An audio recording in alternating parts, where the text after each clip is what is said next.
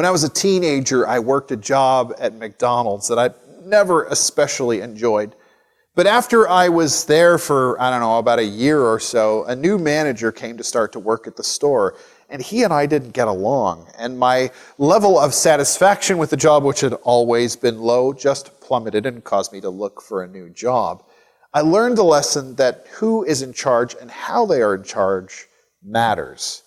Well, today I want to look at who is in charge and how they're in charge and how that matters for us. And we're going to do so through the story of Jesus' third temptation. So read with me in Matthew chapter 4, verses 8 to 10. Again, the devil took him to a very high mountain and showed him all the kingdoms of this world and their splendor. All this I will give to you, he said, if you'll bow down and worship me. Jesus said to him, away from me, Satan, for it is written, worship the Lord your God and serve him only. So in this passage, Satan is offering Jesus a kingdom without the cross. But of course, what he's not saying, and what Jesus clearly understands, is that such a kingdom would not be God's kingdom. It would be Satan's kingdom. That such a kingdom would involve Jesus elevating himself, sacrificing us to save himself the ordeal, not emptying himself, where he sacrifices himself to deliver us from Satan's power. But there's more to it than that, because Satan's guarantee of a kingdom, if it could be trusted, which I don't think it probably could be, would need to be governed over with the tools that Satan uses to exert power. Satan uses the power of coercive force. And so today I want to look at two competing visions of force and look at how they affect the way that we live as the followers of Jesus. So this first that I mentioned is coercive force. Essentially, Satan rules with the threat of violence, and that the fear that causes allows him to get his own way. We see this taking hold in the scriptural narrative almost immediately.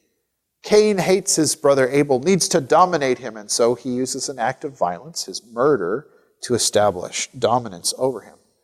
God banishes Cain, and Cain creates the world's first cities.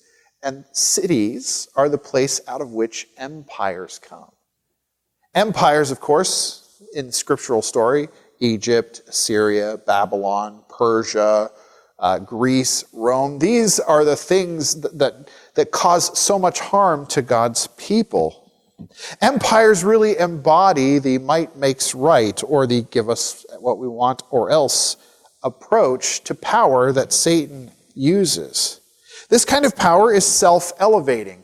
It advances the interests of those who rule at the expense of those they rule.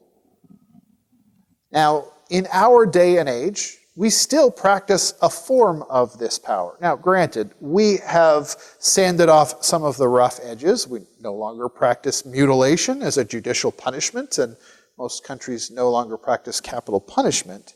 Make no mistake, at the heart of our judicial system, even in our rule of law society, there is a threat of force.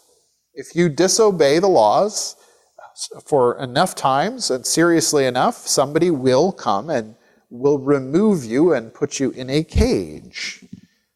We have tried to make it more humane, and certainly we have achieved some of that, but at the end of the day, it still relies on coercion.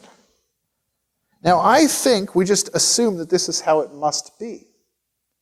And Jesus is misunderstood by so many people because he doesn't accept this assumption. When Jesus begins to unpack what he sees his messianic calling to be, we see this incomprehension in Peter.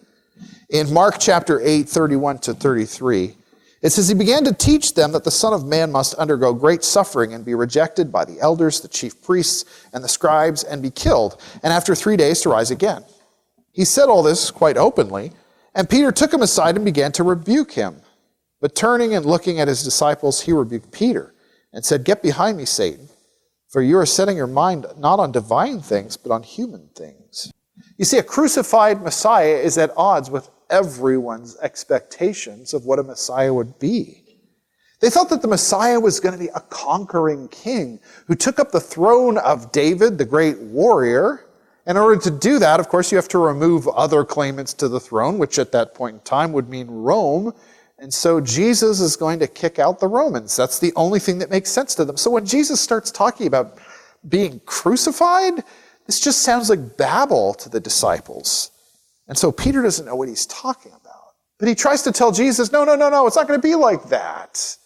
And Jesus rebukes Peter because what Peter doesn't realize is that he is parroting Satan's talking points. Just as Satan was offering Jesus a kingdom without the cross, so Peter is trying to tempt Jesus with the prospect of a kingdom without the cross, which, if he achieved it by violence, would be Satan's kingdom, not God's kingdom. So if Jesus rejects the idea of violence as a way of reigning, how does he expect to bring in this kingdom? Isn't that the only way of doing so? Well, Jesus' understanding of God's kingdom finds its roots in the Old Testament prophetic tradition. When you read the Old Testament prophets, you see examples of a vision of the future in which God rules over the people who submit to God, and in which everybody experiences a level of flourishing. We Hebrews have a word to describe this. They call it shalom. We often describe it as peace, but it's about completeness and wholeness and flourishing. And so we see this all over the Old Testament prophets, but a particularly stirring example might be from Isaiah chapter 2, verse 4. It says, "He, the Lord, will judge between the nations and will settle disputes for many peoples. They will beat their swords into plowshares and their spears into pruning hooks. Nations will not take up sword against nation, nor will they train for war anymore." It is God's wisdom, not his unyielding will to dominate, that draws people into this arrangement. By comparison, the period that historians call the Pax Romana, that's the period of relative stability in the Roman Empire in which the New Testament era is situated, it came about because the Romans basically beat everyone into submission. They achieved peace through war. But Jesus shows us something else. The kingdom of God comes not from defeating all of God's rivals, but from revealing God's heart. And Jesus begins this revelation on the cross, when he responds to human sinfulness not with retribution, but with an offer of reconciliation. Jesus' power is not self-elevating, rather it is self-emptying. He advances the interests of the people over whom he has authority at great cost to himself. Now, Satan thinks that he can win the battle against God by killing Jesus. The ultimate act of coercive violence will give him ultimate power and authority. But Jesus shows us in the resurrection that there is a more powerful form of power at work, an unexpected form of power, one that we will call lamb power, taken, of course, from a surprising section in the book of Revelation. Revelation is a peek behind the curtain into the spiritual world that is beyond our perception, but that drives the events that happen in the natural world that we see around us. And in the vision in Revelation chapter 4 and 5, there's a peek inside the divine throne room. And in that throne room is a scroll that represents God's plan for dealing with human sinfulness. But there's a problem. It's sealed. And there's no one who is worthy to open it. There's no human partner who is worthy to work with God in his work of redemption. And so John despairs, because it's as if God has a plan for how he would like to deal with sin and evil in the world, but that plan is frustrated because there are no faithful human beings. And when he's about to lose heart, we read this. "One of the elders said to me, 'Do not weep. The Lion of the tribe of Judah, the Root of David, has triumphed. He is able to open the scroll and its 7 seals.' Then I saw a lamb, looking as if it had been slain, standing at the center of the throne. Encircled by 4 living creatures and the elders, the Lamb had 7 horns and 7 eyes, which are the 7 spirits of God sent out into all the earth. And so the elder refers to Jesus with these titles, the root of David. In other words, a king from the line of the great warrior King David.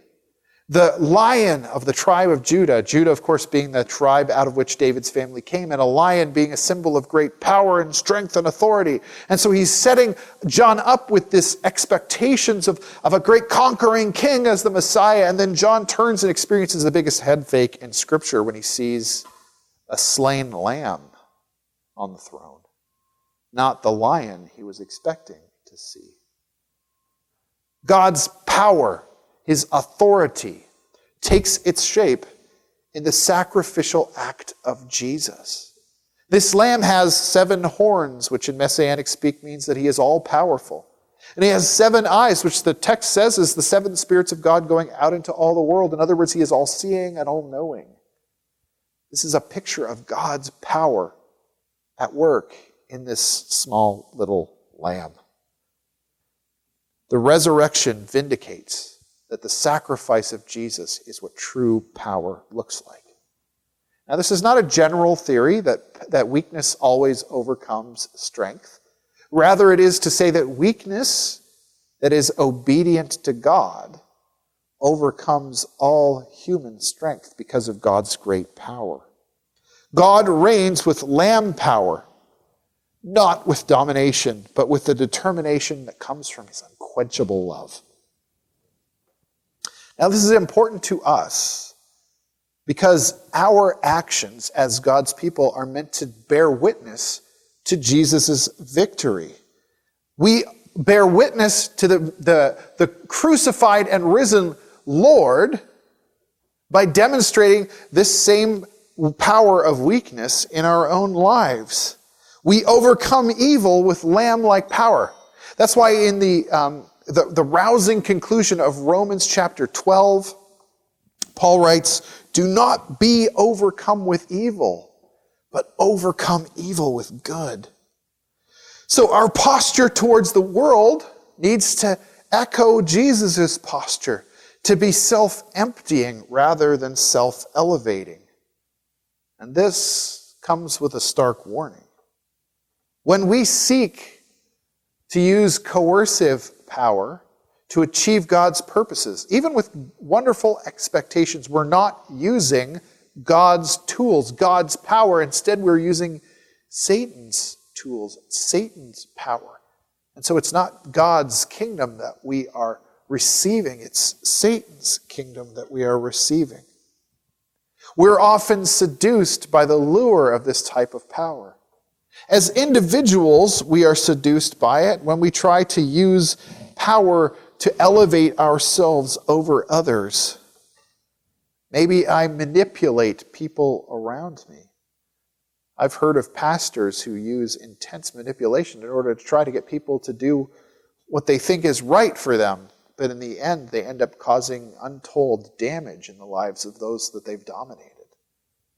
We use it when we try to hold ourselves above other people, trying to show that we're richer or we're smarter or we're better looking, that we flaunt all of that as if to say, I am better than you are.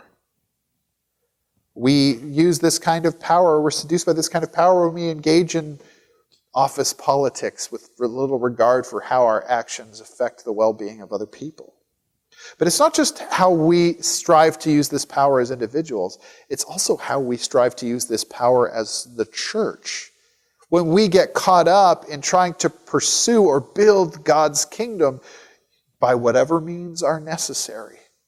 The culture war really exemplifies this, is when the church uses whatever means are necessary in order to try and enact an agenda that we think is God's agenda, even if we're doing it with means that are not consistent with God. And so we end up creating what is obvious to everybody who's outside the church is a hypocritical contradiction. So, for example, looking at the issue of abortion. Personally, I think it is tragic when a woman chooses to terminate a pregnancy, this wonderful gift that God has put inside of her. But our approach is often trying to finagle people into just making it illegal to do. Or we try to just shame and intimidate people who do this. So when people go and protest and write on placards that abortion is murder, they're simply trying to use this sort of shame and intimidation technique. Does that win the day? Jesus wins by sacrificing himself on behalf of other people. What does it look like to put that into practice in the abortion question? Maybe it's to say, how can I sacrifice myself to help another person?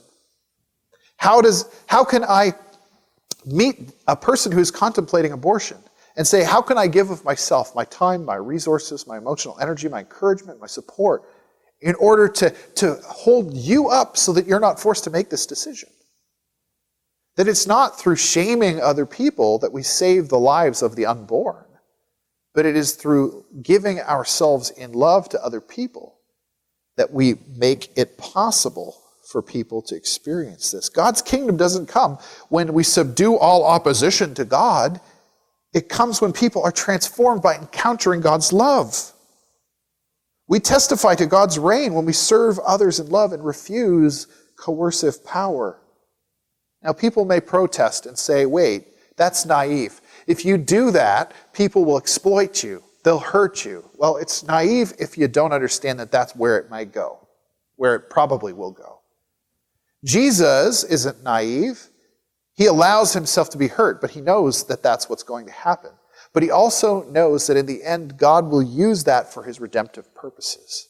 He knows that the harm that he faces isn't the end of the story. And so it is with us.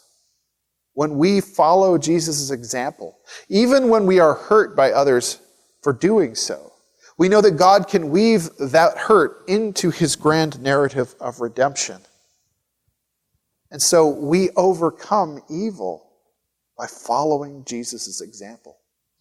In Revelation 12:11, it says, the brothers and sisters, overcame the accuser by the blood of the Lamb and by the word of their testimony.